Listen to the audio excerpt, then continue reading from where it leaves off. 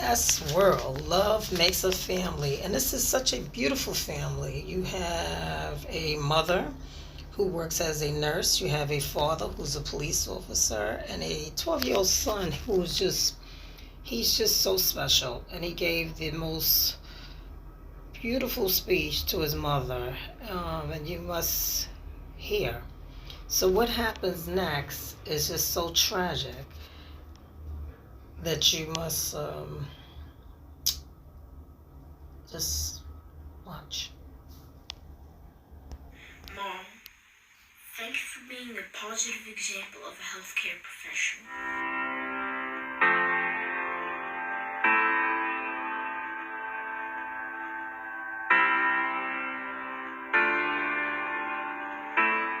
As we go through this coronavirus pandemic and we grapple with what's going on with this pandemic, we need people like you who's standing on the front line, who's courageous and very thoughtful and committed and dedicated to the citizens of North Carolina as well as to the citizens of our country. We just wanted to let you know how proud we are of you with your nurse practitioner accomplishments and your love that you have for the elderly. She really loves her patients, and she looked out for my mother when she was in the hospital years ago, and she made a transition, but Domonique told her she was going to take good care of her, and she did.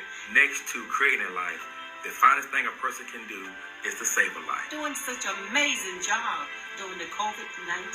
She's consistent in her job. We thank you for your service, and we love you. Dad and I love you very much, and we salute you.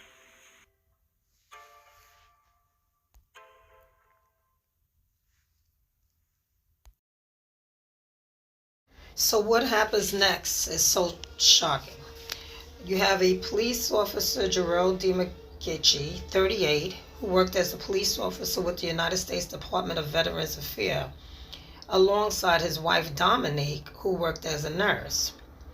And you have their 12-year-old son, who he shot dead before turning the gun on himself in a horrific murder-suicide. Again, this happened in Kansas City, and it's such an unfortunate incident. It happened on Monday, April 1st at 9:45 a.m., according to news article.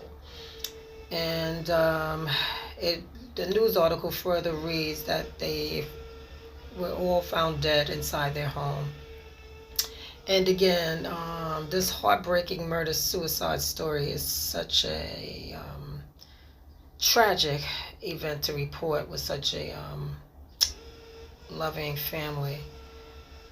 And so my condolences go out definitely to the mother and son. And may God be the judge of what happens to him. Such a sad case. My condolences go out to the family.